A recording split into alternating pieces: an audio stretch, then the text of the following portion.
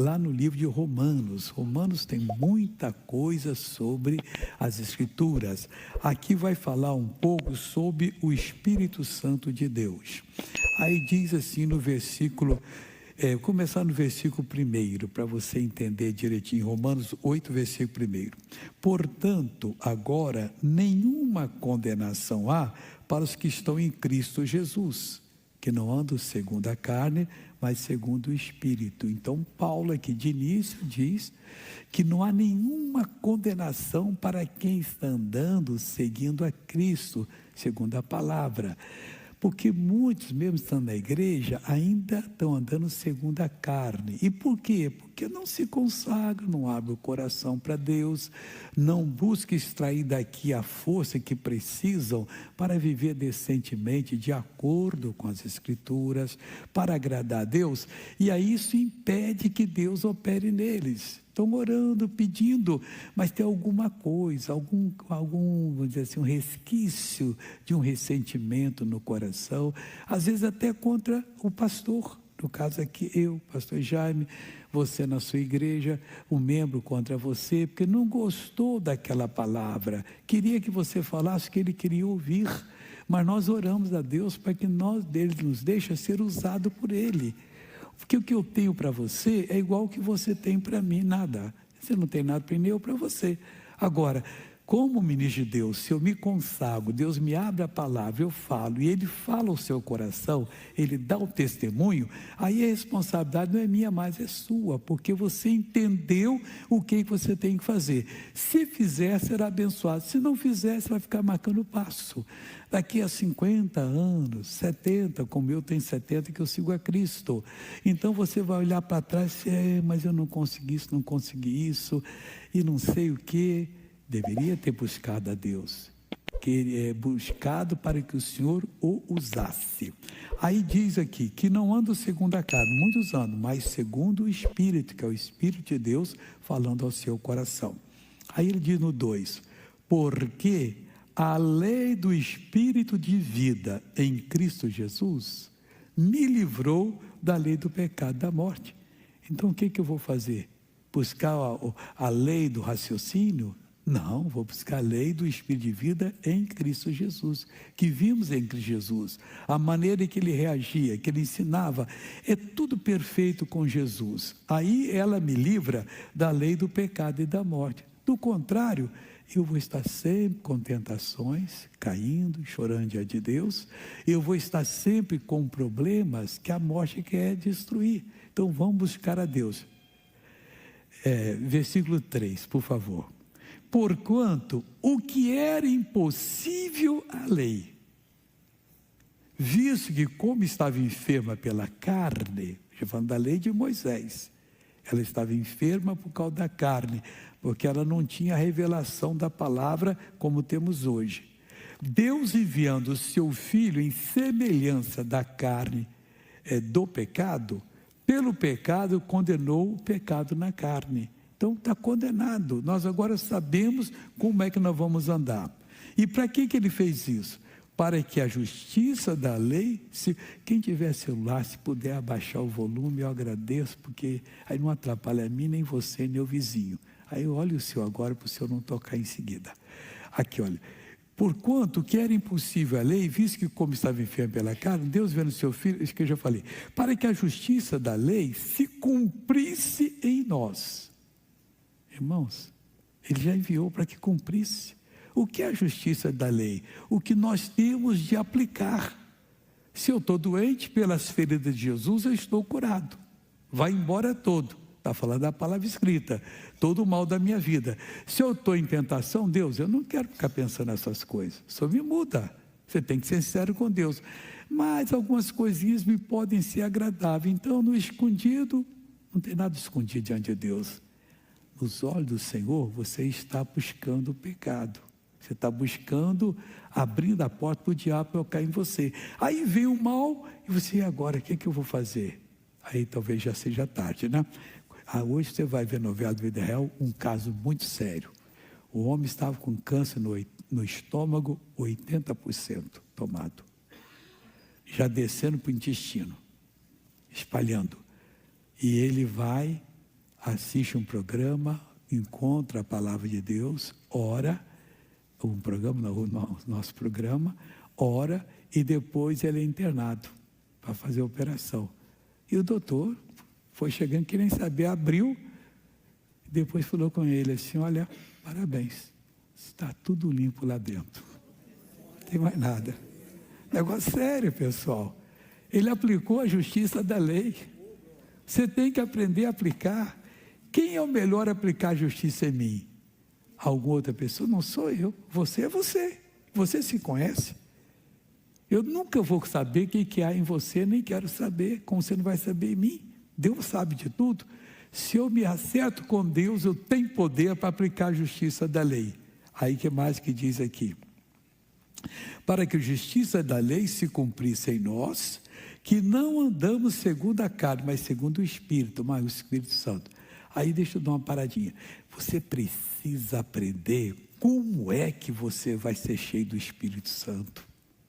Irmão, sem isso você vai ser um cristão peteca.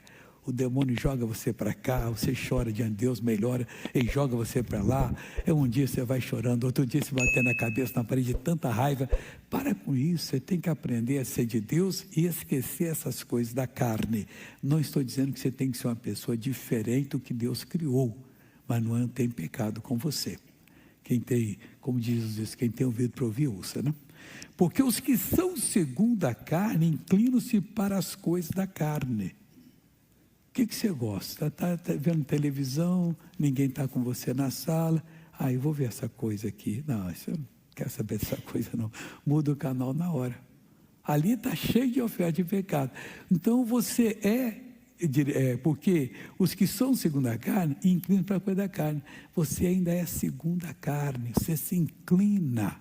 Não, só deixa eu ver aqui, nossa, essa aí saiu, ou esse aí saiu abençoado. Para com isso. Você é casado? Cuida da sua vida conjugal. Deixa os outros se realizar na vida e serem felizes. Estão em pecado? Ore por ele, tem misericórdia dele, Deus. Você tem que crescer em Cristo para ver as oportunidades surgirem e quando vem as coisas ruins, você enxotá-las em nome de Jesus.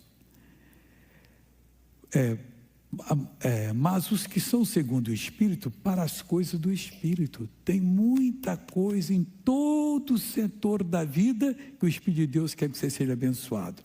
Por quê? Porque a inclinação da carne é morte.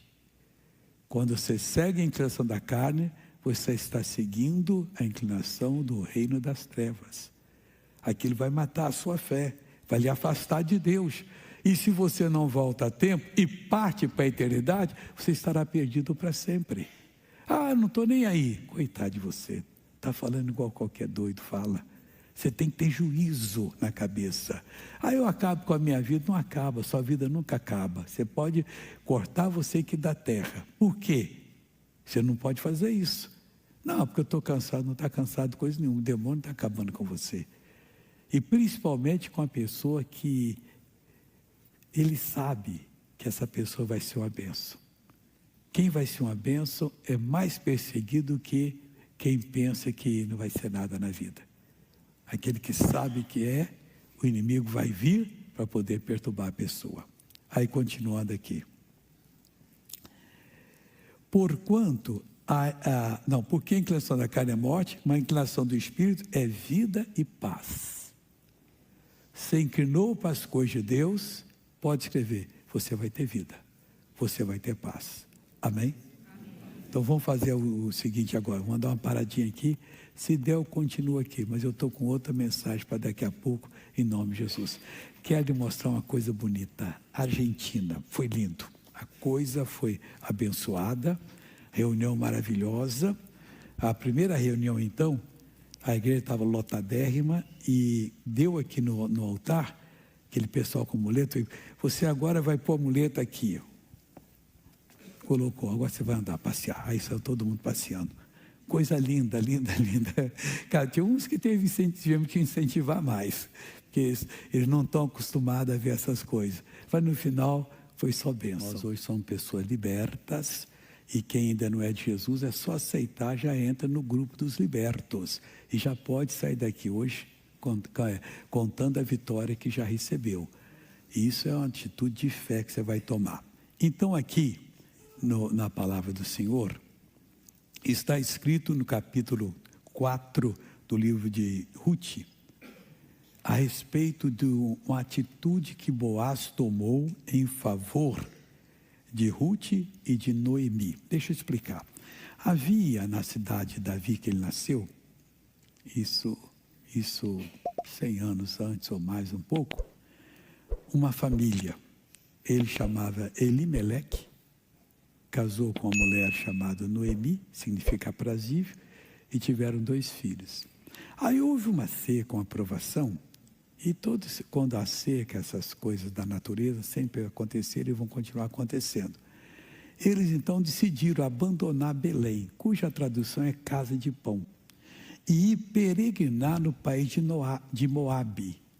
O país de Moabe fica perto, onde é a atual Jordânia hoje. Lá no país do Moabe tem um monte que você sobe até lá em cima, estrada boa, e lá de cima você vê Israel, do norte ao sul. E ali, quando é época de setembro, mais ou menos, começa a chover lá e plantam, dizem que fica muito lindo. Eu fui lá, não era essa época, a me mostrar esse caso. Então, eles estavam lá no país de Moabe, peregrinando, tentando melhorar de vida, mas deixar a casa de pão, em vez de buscar de Deus a coisa, bom, foram. Os rapazes se casaram lá. E em seguida do casamento deles, o pai, o Elimeleque, morreu. A Noemi ficou viúva. E as 2 filhas felizes com os maridos. Morreu um, morreu outro. Noemi ficou ela e as 2 noras. Quando ela sentiu de voltar, porque Deus tinha visitado Belém e tinha prosperidade, e ela não tinha mais como sobreviver lá, as noras quiseram ir com ela. Ela colocou à prova, uma voltou, mas uma foi, chamada Ruth. Essa moça foi muito firme. E essa moça estava lá e Noemi então a guiava. E Noemi se lembrou que ela tinha um parente, porque eles tinham bens. Venderam os bens, mas lá em Israel, quando vendia os bens, só por 49 anos. No 50º era devolvido tudo para os originários. Era como se não vendesse os bens. Vendesse, vamos dar uma salva de palmas para Jesus, pessoal. Amém. Obrigado. É para algumas pessoas que estão meio assim sonolentas. Não perderem a palavra. Eu não estou aqui de brincadeira, eu perdi a Deus uma mensagem. Eu acho que eu estou dando um recado de Deus. Talvez é para você que o bicho está dando esse sono para você não pegar. Aí vai escutando aqui.